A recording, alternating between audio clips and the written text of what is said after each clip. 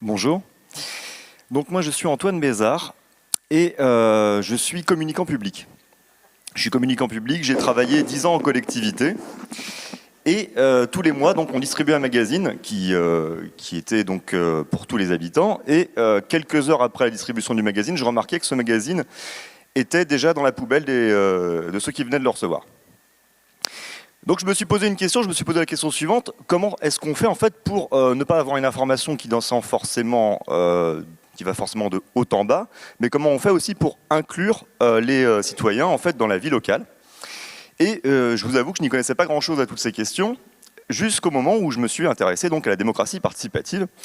Et le premier point, la première chose pour laquelle j'ai eu une sorte de coup de cœur, c'est le budget participatif. Dès lors, j'ai créé un site sur les budgets participatifs qui s'appelle lesbudgetsparticipatifs.fr, qui est un site d'information sur lequel vous pouvez aujourd'hui trouver une centaine d'articles. J'interviens aussi régulièrement dans des collectivités. Il y a un mois, en fait, j'étais ici à Mérignac pour présenter le budget participatif aux habitants de la ville. Et par ailleurs, je mène chaque année une enquête nationale sur le budget participatif et je l'ai réalisé l'an dernier avec la Fondation Jean Jaurès. Le budget participatif, qu'est-ce que c'est ? On va dire que le budget participatif, c'est quelque chose d'assez, c'est un principe assez simple, qui est vous décidez, nous réalisons. Vous, habitants, décidez de projets pour votre collectivité à partir d'un montant alloué. Les services techniques de votre collectivité vont vérifier que ces projets sont faisables, sont réalistes. Et à la suite du vote de tous les habitants, la collectivité va donc réaliser les projets. Donc, ce sont les 5 grandes étapes du budget participatif. Aujourd'hui, quand on regarde un peu où en est ce phénomène, ce qui est très intéressant, c'est que les collectivités se sont largement emparées des budgets participatifs. Il faut penser qu'il y a 5 ans, en 2014, début de l'année 2014, en France, on comptait 6 budgets participatifs. Aujourd'hui, là ce matin, il y en a 120. Quand j'ai mené l'enquête nationale en octobre dernier, on était à 80 budgets participatifs. Ça concernait des villes de toutes les tailles, ça va aussi bien de petites villes comme Billère, qui est pas loin d'ici, près de Pau, des villes moyennes comme Mérignac, des villes un peu plus grandes comme Bordeaux. Il y a aussi ici 8 budgets participatifs sur la métropole, et puis ça va donc jusqu'à Paris. Et enfin, maintenant, les départements s'intéressent au budget participatif, c'est notamment le cas du Gers. Le Gers a lancé un budget participatif l'année dernière, le premier au niveau départemental, avec un succès impressionnant, puisque 18% des habitants du Gers ont voté au budget participatif. Donc le budget participatif s'installe progressivement un peu partout, et la question qu'on peut se poser, c'est pourquoi un tel succès finalement des budgets participatifs ? Là, je dirais qu'il y a 2 raisons. La première, c'est la raison du lien social que peut créer le budget participatif.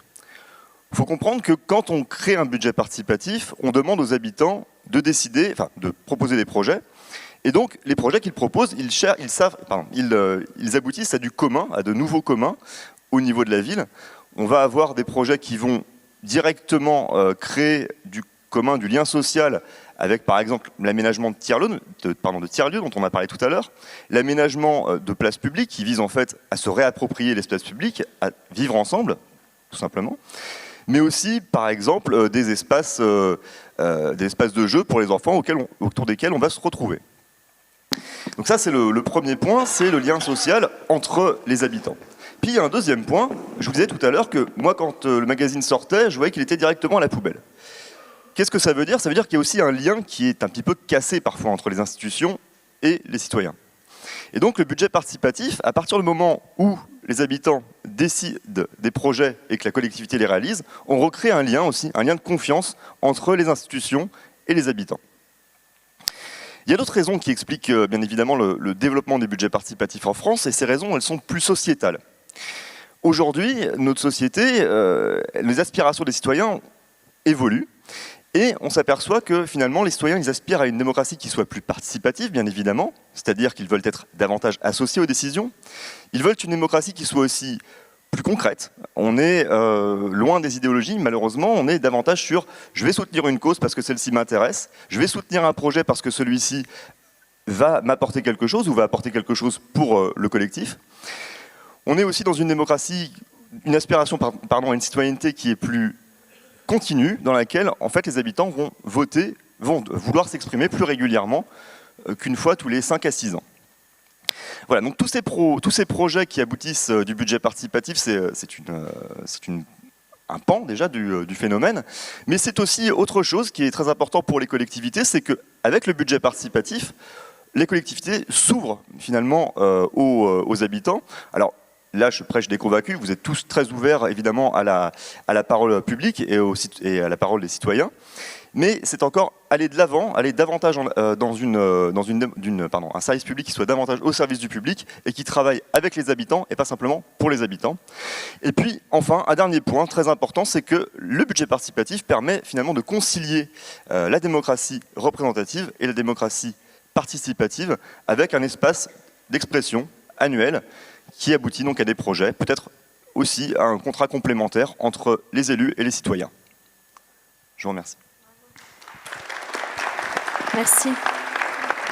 Des questions sur budget participatif? Le profil, par exemple, je ne sais pas, de ceux qui viennent, qui spontanément vont vouloir participer au budget de leur commune? Alors, un point là-dessus. En général, le budget participatif fait intervenir des gens qui sont beaucoup plus jeunes que ceux qui participaient au conseil de quartier. Il y a aussi une idée de massification de la participation, puisque le conseil de quartier, forcément, peut être limité. Là, on a une population qui est plus importante. Il faut savoir que dans un budget participatif, aujourd'hui, la médiane nationale de participation est d'environ 4% de la population. Ça peut paraître peu, il faut penser que c'est la population dans son ensemble, et pas simplement la population électorale. Deuxième point, c'est qu'avec le temps, le budget participatif donc, gagne en popularité. Par exemple, à Paris, qui en est à sa 4e année, on est aujourd'hui à 10% de la population qui vote au budget participatif. Le Gers a très bien réussi dès la première année avec 18% de participation, mais on peut aussi... Vous expliquer cette spécificité gersoise? Alors, les spécificités gersoises, moi je me l'explique pour une raison qui est finalement assez... peut-être un peu retorse. Je me dis que dans le Gers, c'est un territoire qui est assez rural, et c'est un territoire aussi où les gens sont peut-être un peu éclatés sur leur territoire. Je ne connais pas vraiment la sociologie du Gers, mais je me dis que là, on leur propose enfin un projet commun, où chacun finalement a la possibilité de s'exprimer, la possibilité de proposer des projets, et la possibilité surtout de les décider. Et ça, c'est un vrai plus que permet le budget participatif. D'autres questions? Oui. Merci. Merci. Bonjour, je voulais savoir quels étaient globalement les montants qui étaient dédiés à ces budgets participatifs, à la fois le montant global et le montant par projet. Alors, je n'ai pas vu la personne qui m'a posé la question. Ah, pardon. Bonjour madame. C'est difficile de vous donner un montant précis parce que en fait, ça varie d'une ville à une autre. Ce qu'on peut dire, c'est que d'année en année, on observe une médiane en fait, des budgets qui sont consacrés aux habitants, on va dire une médiane par habitant. Cette année, c'est 5 € par habitant. Ça permet quand même de réaliser des projets importants. Il y a des villes qui sont moins généreuses, il y a des villes qui sont à même pas 1 € par habitant, puis il y a des villes qui sont beaucoup plus généreuses. Par exemple, il y a une petite ville qui s'appelle Firminy, où je crois qu'on est près de entre 25 et 30 € par habitant. Donc ça permet vraiment là de donner davantage de pouvoir aux citoyens à travers le budget participatif.